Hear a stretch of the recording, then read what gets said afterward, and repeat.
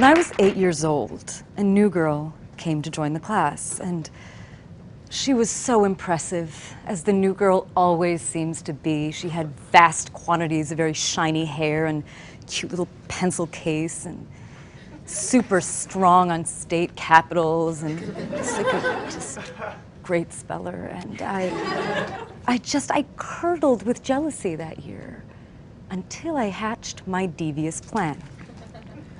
So one day I stayed a little late after school, a little too late, and I lurked in the girls' bathroom. When the coast was clear, I emerged, crept into the classroom, and took from my teacher's desk the grade book. And then I did it. I fiddled with my rival's grades, just a little, just demoted some of those A's, all of those A's, and I got ready to return the book to the drawer when, hang on, some of my other classmates had appallingly good grades too. So, in a frenzy, I corrected everybody's marks. Not imaginatively, not imaginatively. I gave everybody a row of D's, and I gave myself a row of A's, just because I was there, you know, might as well. And I am still baffled by my behavior. I don't understand where the idea came from. I don't understand why I felt so great doing it. I felt great, felt great. I don't understand why I was never caught. And it should have been so blatantly obvious. I was never caught. But most of all, I'm baffled by why did it bother me so much that this little girl, this tiny little girl, was so good at spelling? Jealousy baffles me. It's so mysterious and it's so pervasive. You know, we know babies suffer from jealousy. We know primates do. Bluebirds are actually very prone. We know that jealousy is the #1 cause of spousal murder in the United States. And yet, I've never read a study that can parse to me its loneliness, or its longevity, or its grim thrill.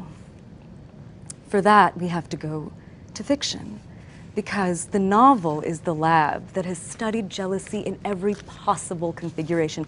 In fact, I don't know if it's an exaggeration to say that if we didn't have jealousy, would we even have literature? Well, no faithless Helen, no Odyssey, no jealous king, no Arabian Nights, no Shakespeare. There goes high school reading lists, because we're losing Sound and the Fury, we're losing Gatsby, Sun Also Rises, we're losing Madame Bovary, Anna Kay.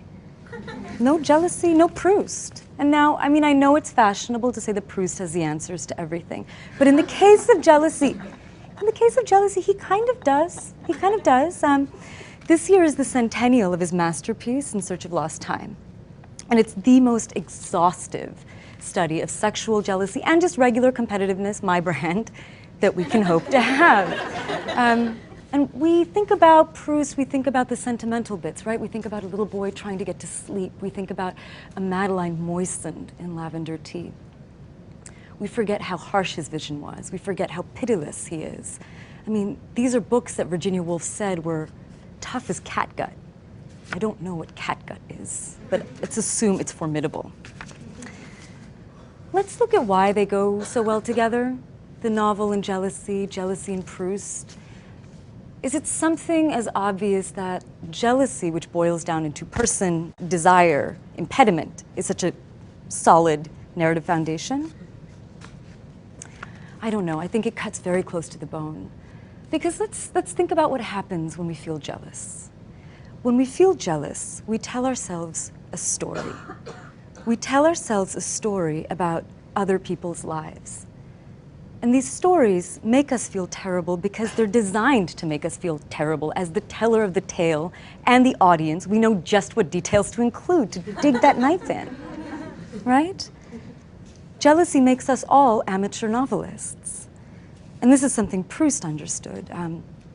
In the first volume, Swann's Way, the series of books, Swann, one of the main characters, is thinking very fondly of his mistress and how great she is in bed, and suddenly, in the course of a few sentences, I mean, these are Proustian sentences, so they're long as rivers, but in the course of a few sentences, he suddenly recoils, and he realizes, hang on, everything I love about this woman, somebody else would love about this woman.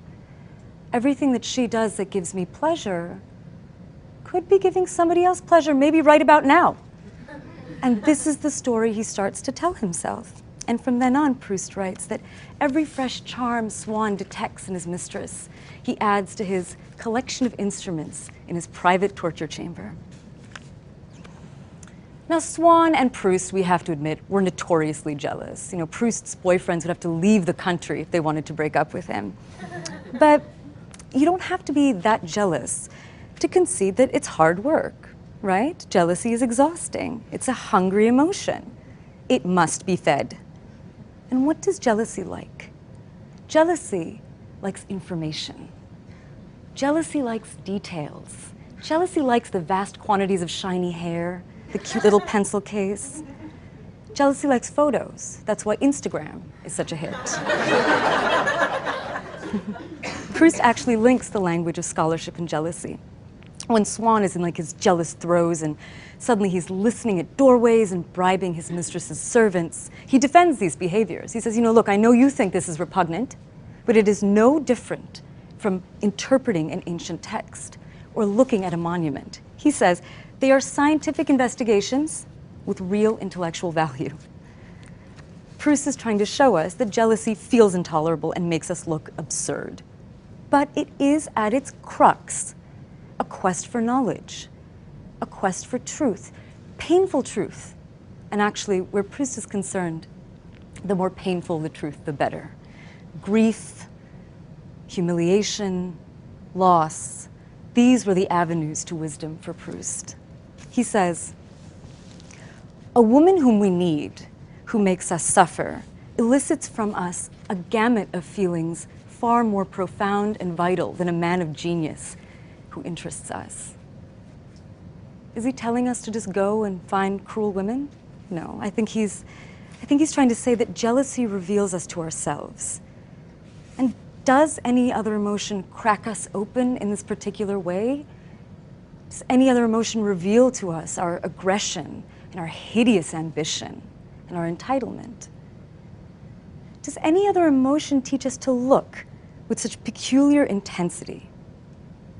Freud would write about this later. One day, Freud is visited by this very anxious young man who's consumed with the thought of his wife cheating on him.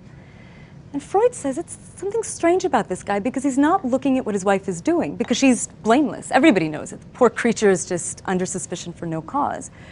But he's looking for things that his wife is doing without noticing. Unintentional behaviors. Is she smiling too brightly here, or did she accidentally brush up against a man there? Proust says that the man is becoming the custodian of his wife's unconscious. The novel is very good on this point. The novel is very good at describing how jealousy trains us to look with intensity, but not accuracy. In fact, the more intensely jealous we are, the more we become residents of fantasy. And this is why I think jealousy doesn't just provoke us to do violent things or illegal things. Jealousy prompts us to behave in ways that are wildly inventive. Now, I'm thinking of myself at 8, I concede, but I'm also thinking of this story I heard on the news. A 52-year-old Michigan woman was caught creating a fake Facebook account from which she sent vile, hideous messages to herself for a year. For a year. And she was trying to frame her ex-boyfriend's new girlfriend. And I have to confess, when I heard this, I just reacted with admiration. Because, I mean, let's be real, like, what immense, if misplaced creativity, right? This is something from a novel. This is something from a Patricia Highsmith novel. Now, Highsmith is a particular favorite of mine. She is the very brilliant and bizarre woman of American letters. She's the author of Strangers on a Train and The Talented Mr. Ripley. Books that are all about how jealousy, it muddles our minds. And once we're in the sphere, in that realm of jealousy, the membrane between what is and what could be can be pierced in an instant. Take Tom Ripley, her most famous character. Now, Tom Ripley goes from wanting you or wanting what you have to being you and having what you once had, and you're under the floorboards, he's answering to your name, he's, you know, wearing your rings, emptying your bank account. It's one way to go. But what do? We can't go the Tom Ripley route. I can't give the world D's as much as I would really like to some days. And it's a pity because we live in envious times. We live in jealous times. I mean, we're all good citizens of social media, aren't we? Where the currency is envy. Does the novel show us a way out? I'm not sure. So, let's do what characters always do when they're not sure, when they are in possession of a mystery. Let's go to 221B Baker Street and ask for Sherlock Holmes. When people think of Holmes, they think of his nemesis being Professor Moriarty, right? This criminal mastermind. But I've always preferred Professor Lestrade, who is the rat-faced head of Scotland Yard, who needs Holmes desperately, needs Holmes' genius, but resents him. Oh, it's so familiar to me. So, Lestrade, he needs his help, resents him, and sort of seethes with bitterness over the course of the mysteries. But as they work together, something starts to change. And finally, in The Adventure of the Six Napoleons, once Holmes comes in, dazzles everybody with his solution, Lestrade turns to Holmes and he says, "We're not jealous of you, Mr. Holmes. We're proud of you."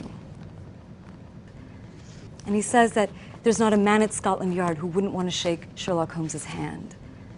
It's one of the few times we see Holmes moved in the mysteries, and I find it very moving, this little scene, but it's also mysterious, right? It seems to treat jealousy as a problem of geometry, not emotion. You know, one minute Holmes is on the other side from Lestrade, the next minute they're on the same side. Suddenly, Lestrade is letting himself admire this mind that he's resented.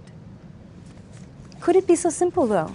What if jealousy really is a matter of geometry, just a matter of where we allow ourselves to stand in relation to another? Well, maybe then we wouldn't have to resent somebody's excellence. We could align ourselves with it. But I like contingency plans. So, while we wait for that to happen, let us remember that we have fiction for consolation. Fiction alone demystifies jealousy. Fiction alone domesticates it, invites it to the table. And look who it gathers. Sweet Lestrade, terrifying Tom Ripley, crazy Swan, Marcel Proust himself. We are an excellent company. Thank you.